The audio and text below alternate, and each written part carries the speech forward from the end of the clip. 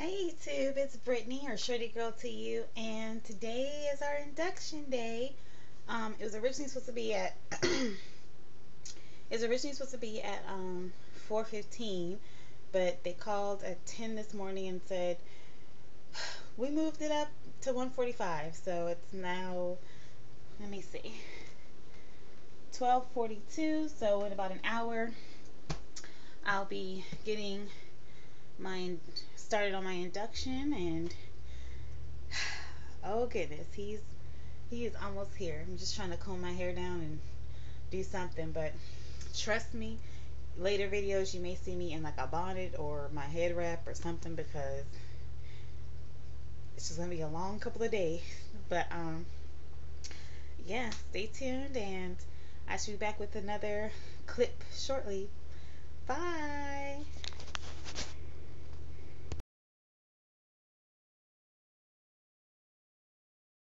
YouTube, we are currently in labor and delivery. I am hooked up to my IVs and my blood pressure cuff, and you can hear him on the screen. It is now exactly 4 o'clock on October contraction 18th. I have my little balloon in, and that, oh my goodness, wait till I tell you guys about that in my labor and delivery story. But yeah, so Jermaine should be here. He gets off at 4:30, so he should be on his way here. I'm gonna get a couple of snacks. I sent my sister and my dad on a run. My mom will be off in about an hour, so right now it's just me and Xavier and all of our stuff. um, yeah, so either we'll have a baby tonight or tomorrow, and we'll just kind of update you a little bit later. So thanks, guys. Pregnancy journey almost over.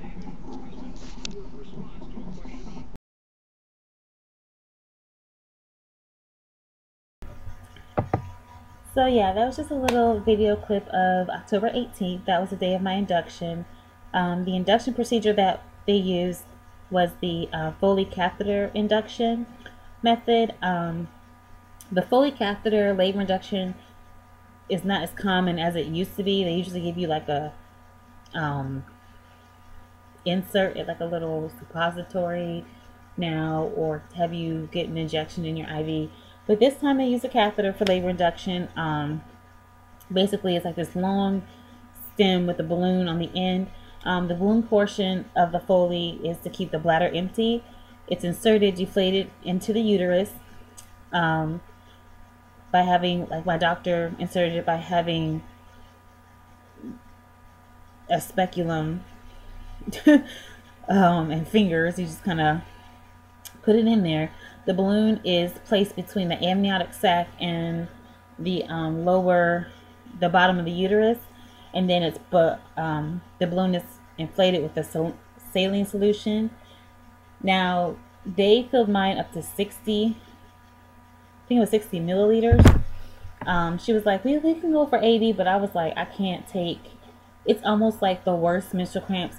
Labor is like the worst menstrual cramps you'll ever have, but if you're not in labor, this is probably a close second. And I was just like, what? My sister was in the room with me when she was doing the induction. In fact, it was her gynecologist that did the induction, which is really strange, but not my delivering doctor, because he was delivering another baby. So, yeah, that sucked. At that very moment, I was sitting there thinking to myself, oh my God, maybe I can give him another day. Maybe he'll come tomorrow. Maybe I should wait. Maybe I was too anxious, but by that time, she had already put it in there, and it was kind of like all systems go at that point. So after she inserted the Foley catheter, she taped it to my leg. I had to put my sweatpants back on. I proceeded, and she sent me to labor and delivery. She was like, well, typically we send you home unless you kind of dilate within 24 hours at home, or labor a little bit at home. But because you're GBS or group B strep positive, they have to start me on antibiotics, being that they're opening my cervix or trying to get it to dilate. So they had me admitted to labor and delivery the same day. So I ended up being in the hospital starting Thursday after my induction. They sent me right upstairs to labor and delivery, which is on the second floor, and I was admitted. Basically, that was the most uncomfortable thing ever, because it really does start contractions, and you're just kind of like, eh, you know. Um, so yeah, that pretty much was my. Let me think. I think that's pretty much all that happened. Really, I sent my, I could still eat. They let me eat up until midnight. So pretty much I kind of just hung out in the labor and delivery room dealing with the cramps. They did give me something in my IV for pain management just to kind of take the edge off, and that was fine.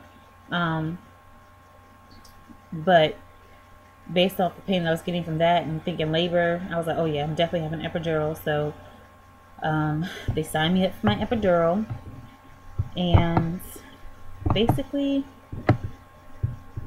we just kind of waited. I sent Jermaine on so many runs. I sent my sister on runs for snacks. We were just kind of waiting. So usually they have you labor just to kind of see if, try to get you to 3 to 4. Once you get about 3 to 4 centimeters, the Foley should come out on its own. And then they break your water. Well, my water ended up breaking right before the Foley broke. So she had to go in, take the solution out of the Foley to take the catheter out. And she checked me to make sure it was amniotic fluid. And she was like, so I'm sitting there talking to her.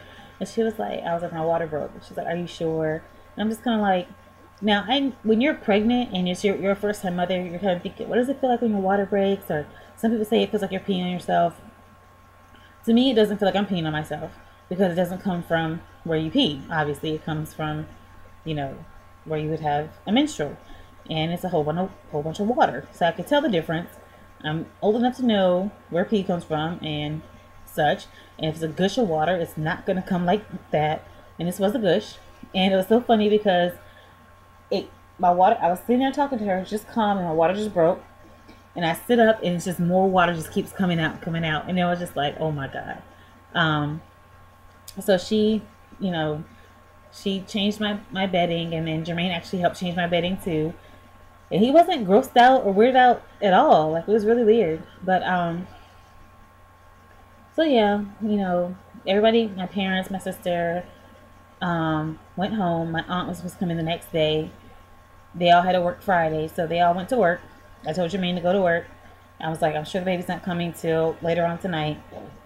And so they went to work, and my contractions at this point, it was around, I want to say 2 or 3 o'clock, October 19th, my contractions started to become extreme, really extreme. And at that point, I wanted the epidural. So they called the anesthesiologist. Everyone, by this time, people were starting to trickle in. My sister's getting off work. My dad has stopped in. He's gotten off work. My mom doesn't get off till 5. My aunt comes in at 5. Jermaine is almost off. So around, I want to say 5 or 6, they administered my epidural. The first anesthesiologist that did it effed it up. I must say, I just felt it go down. I felt it go down the middle at first, and it kind of went off to the side. So when it finally kicked in, it took about 15 minutes. I was numb, but I could still feel pain. Not pressure, pain in my uterus and my poo, everywhere. It just hurt.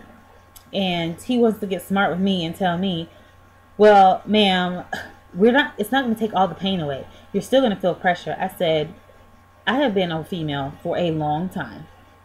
I've had menstrual cycles for about 14 years. I think I know the difference between pain, pelvic pain, and pelvic pressure. There's a difference. And I was like, the epidural is supposed to take away pelvic pain, but you're still supposed to feel the pressure so you can push. I feel both. He was like, well, I'm going to give you a bolus just so, we can see if it's done right. So he puts it back in my freaking catheter again. Still didn't work. So They had me push this little button that's supposed to administer pain medication too. I'm like, I don't know where this button is hooked up to, but nothing is happening. Like, nothing is happening. I'm in a lot of pain. I labored like that and I had been in that pain since 4 a.m. that morning, and it's 4 o'clock. So about 12 hours I had been in that kind of pain. And I thought, okay, it's just normal labor pain. And my friend who has had 5 children was like, no, you're not supposed to feel that with an epidural. So finally, thank God, there was a shift change around 6. And this little Australian man comes in, and he happens to be an anesthesiologist. And I'm trying to explain to them. I was like, sir, no one's listening to me. I understand that the epidural is not going to take away everything. I understand I'm going to still feel pelvic pressure, which is still uncomfortable. But what I'm trying to tell you is I'm feeling pelvic pressure and pain, and I can't do this. Like, if I have to feel both of these, I'm not having this baby. Like, I'm going to need a cesarean ASAP. Like, I'd rather deal with that pain than this. And so he brings out this ice cube. He runs it up and down my legs. He's like, do you feel pressure or cold? Pressure or cold? I was like, okay.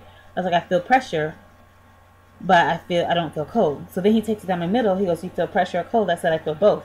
And he's like, it didn't go down right. And I told him, he's like, well, did you feel anything when you got your last epidural? I said, I felt like it went down the middle, and then I felt like it kind of veered off to the right. So he checked my everything. He's like, well, it's in there correctly. So he did it again. And this time I felt it go straight down, like the cooling sensation went straight down the middle of my body. Next thing you know, I feel nothing. Had I gotten the right one 3 hours before, I would have been the most pleasant person on the planet. I told Jermaine, don't talk to me. I told, I said, I asked my dad to do something for me, and he was like, well, why don't you ask Jermaine? I said, because if I ask him, I'm going to kill him. Some stuff like that. I don't even know. I was out of my mind. Like, they have it on video, and I'm going to have to do wait for him to get here. And I'm gonna do an outtakes, like a bloopers video for my labor, because I was just like, when I tell you that epidural and whatever they gave me before I got my epidural, it was like, woo! I wasn't ready. Okay, I wasn't ready for that. But y'all, I was laughing. I was like, I really said that. I think I almost proposed marriage to the anesthesiologist. Like, I don't even know what was going on. I was talking about Stevie J and Master Splinter. I don't know what I was doing, but it was funny. So I'm gonna post some bloopers of me on my meds during my labor, my happier moments, and some of my mean moments too, because we got to keep it realistic here. But anyway, so around, and I love the second team that came in, the 19. Oh my God, the nurse was wonderful. My dad counted. My mom and my aunt were there. My sister's in the hallway with my best friend, because they only allowed 4 people in the room. So it was Jermaine, my mom, my aunt, ZJ's great aunt, and my dad. And my dad counted. My aunt held one leg, Jermaine held the other. My mom was at the foot of the bed. I'm just like, oh God. And I pushed, and then I pushed for, first baby. I pushed for under an hour, and he came out, and that's exactly what you heard. Absolutely nothing. He just was wide-eyed and looked around at everybody, and I'm just like, and I said, my baby's not crying. I was like, is he supposed to cry? Like, my baby's not crying. This is not how it is in the movies. My baby's not crying. And all of a sudden we hear this little, and that's all he does. And that's it. They take him over there. They wash him off. They give him his little hepatitis B shot. He doesn't cry. He's just never been a crier. Like, even when he did his circumcision the next day, he came back, he was still smiling, and he wasn't irritable, and I was just like, okay. But it's just his personality, I guess. So 922, I got Xavier, and I'm just gonna show you guys some shots of him. I know this video might be a little bit long, but labor is not a short feat, so it's a lot to go into. After I gave birth to him, they delivered my placenta, obviously. Jermaine was talking about how, he's like, it didn't even smell. I'm like, what are you talking about? I guess he had said that he's talked to a lot of people, or his friends that had babies, and they said it smells when women give birth. And he's like, it didn't smell at all, and the water was clear, and all sort of stuff. I'm like, stay out of there. And then he gave me a visual of the expansion of the vajayjay, and I was just like, thanks, but whatever. So about anyway, I'm not gonna say that because Xavier might watch this one day. But anyway, yeah. So he came out, and my doctor said the best thing he could ever say to me. He was like, "Now you can eat whatever you want," and I was like, "What?" I was so excited. Like, you have no idea when you don't eat from 12 midnight and it's almost 12 midnight the next day. So at that point, it would have been 24. Let's see, it would have been a full 24 hours. So for 21 hours, I hadn't had anything to eat. Nothing but ice chips, popsicles, and that's it. Popsicle and ice chip. And I was so disgusted with the popsicle, I just ate the ice chips. And I was so happy that I could eat. Like, everyone else was taking pictures of the baby, and I was thinking about eating. Like, they set him on me, he looked at me, and I just thought, that is the cutest thing I've ever seen. And I just instantly fell in love with him. Um, so I guess really it wasn't that bad. My actual delivery wasn't bad. My labor I did not like because of the issues I had with the anesthesiologist. It's like, you can't tell me what I'm feeling. You can't tell me what I know and what I don't know. Yes, I never had a baby before, but one thing I do know is pain and pressure. Being a female, we learned to distinguish that a long time ago, like early in our life. So don't tell me how I feel. Just don't do it. Like, you made your money. I had insurance. They paid you. Now listen to me. All these drugs up in here are paid for. Okay? Because they pre-billed my insurance. So it's paid for. Um, yeah, so my delivery was wonderful. My laboring process, it wasn't that bad. It wasn't anything that would probably keep me from having children ever again. It will probably keep me from having them anytime soon. But um, other than that, I enjoyed it. I did feel sad the next day. I forgot. It's almost like I woke up in the hospital and I forgot that I had a baby, but I knew why I was in the hospital. It's weird because I woke up and I still try to get out the bed the same way as if I was still pregnant. Was in the shower, still trying to take a shower the way when I was pregnant. And I was realizing that belly wasn't there anymore. And I felt when I put my clothes on, and I'm used to like pulling my shirt over my belly, and I didn't have to do that. It was just like my emotions took over me. I was like, this postpartum is just mourning the loss of my pregnancy. I'm not really sure, but it was sad to me. Like, as much as I'm about to cry now, but as much as I wanted him to be here, it's really sad that you're not pregnant anymore. It's almost like something that a lot of people, some people struggle to get to that point, to be pregnant. We have a huge TTC community, and all I kept thinking was, I can't wait to have him. I can't wait to have him. I'm so tired of being pregnant. I'm so tired of peeing every 5 minutes. I'm so tired of this. And I love him. I love seeing him. But just to know that this person was inside of me and now he's not there is just like, it's really sad. Like, nobody, I don't know if anybody else went through it or is experiencing it, but I'm having a hard time dealing with not being pregnant anymore. Like, I think I really did enjoy my pregnancy. I had a good pregnancy. Anything that I complained about was normal stuff that happens during a pregnancy, outside of the group B-strep and the iron issues. But overall, it was a good pregnancy, and I enjoyed every minute of it because I knew he was coming. But it's just a feeling that it's hard to describe when you have a life inside of you and it's not there anymore. Whether it's because you gave birth or because you had a loss. I've experienced both. It's still the same feeling. It's still an empty feeling that you have within you, even though, if it's not a loss, yes, you have something to show for it, but it doesn't take that feeling away. So I've been working on trying not to give in to that, but it's hard some days.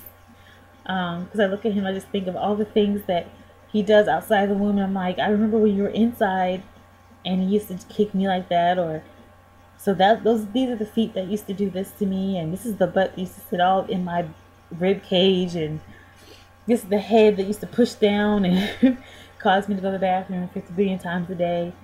But I don't know. It's not really a sad. It's a mixed emotion not being pregnant anymore. So um, yeah, I'm just gonna go ahead and give you guys some shots from when he was born, and I'll come back with some bloopers. I'm sure you guys will like that. I'm gonna be embarrassed, but enough of the tear fest. So stay tuned for some pictures, and we'll see you next video.